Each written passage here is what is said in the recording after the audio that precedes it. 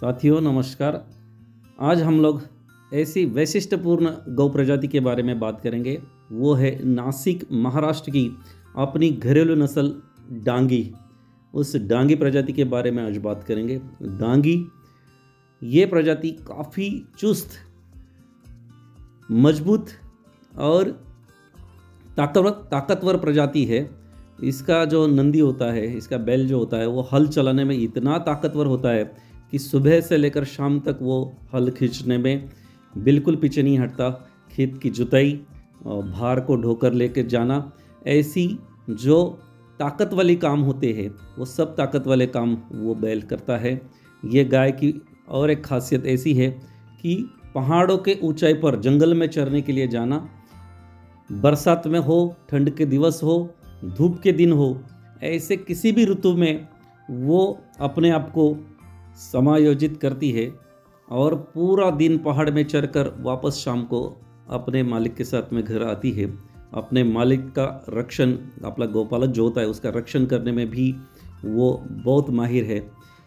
अपने गौ पालक के ऊपर उसका इतना प्रेम होता है कि वो बाघ से भी लड़ जाती है। हमने अपने आँखों से देखा है कि जंगल में गाय अपने बच्चों के लिए, अपने गौ पालक के लिए वो बाघ से भी टकरा जाती है। ये इतनी चुस्त और इतनी ज़बरदस्त नस्ल है।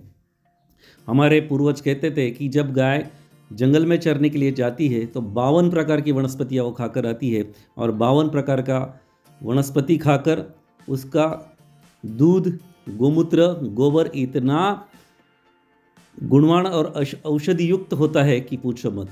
इसलिए ये प्रजाति अपने आप में बहुत खास है। वैद्य पांचाभाई दमनिया उनास गुजरात से वो अपने गौ महिमा नाम के किताब में लिखते हैं, वशादि वाचक गौ पर्याय महिमा में वो वशादि वाचक गौ जाति त्रिणी वय वशा जाति विलिप्ति सूत वशा वशा तहा प्रयश्चद ब्रह्मभ्य सोनवरस्क प्रजापतो।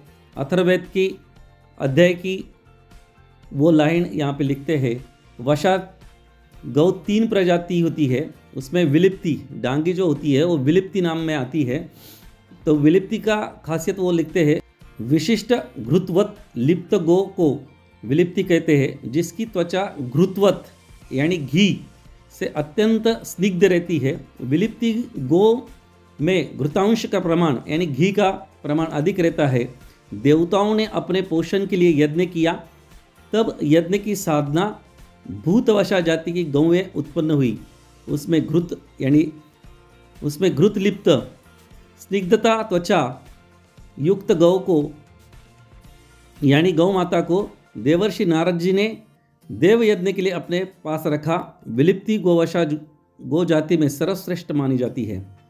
डांगी नाम की यह उत्कृष्ट प्रजाति नासिक जिला के इगतपुरी तहसील, सिन्नर तहसील, अहिल्यानगर के कळसुबाई जो महाराष्ट्र में सबसे ऊंचा शिखर है, वो कळसुबाई शिखर के जितना भी आजू बाजू का परिसर है, अकोला तहसील और शाहपुर जो ठाना जिला का कुछ परिसर आता है वहाँ पे, और गुजरात और महाराष्ट्र के बॉर्डर पे नंदुरबार तक ये प्रजाति पाई जाती है। यहाँ के जंगलों में बहुत ही अच्छा विहार करके वहाँ के गांव के लोग आज भी 50-100 की संख्या में इस गायों का संवर्धन करते आ रहे हैं। ऐसी चुस्त और मस्त प्रजाति जिसके लिए आज संवर्धन की ज़रूरत है, ये लुप्त होने की कगार पर आज पहुंची है।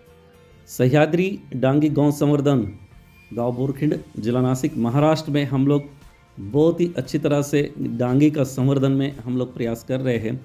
उसका नस्ल सुधार में हम लोग वैद्य पांचाभाई दमनिया जी, नासिक के गोप्रेमी जो हमें हमेशा मार्गदर्शन करते हैं, इनके मार्गदर्शन में हम लोग उचित नस्ल वाली जो चुनिंदा गाय है उसको यहाँ पर लाकर उच्च गुणवत्ता वाले नंदी से बच्चे पैदा करना, इसका निरंतर हम लोग यहाँ पे प्रयास कर रहे हैं। और इस प्रजाति का दूध में बढ़ोतरी करना, उसकी गुणवत्ता और ऐसे अनेक जो वैशिष्ट्य है, गोबर, गोमूत्र, दूध, दही, छाछ की गुणवत्ता बढ़ाना और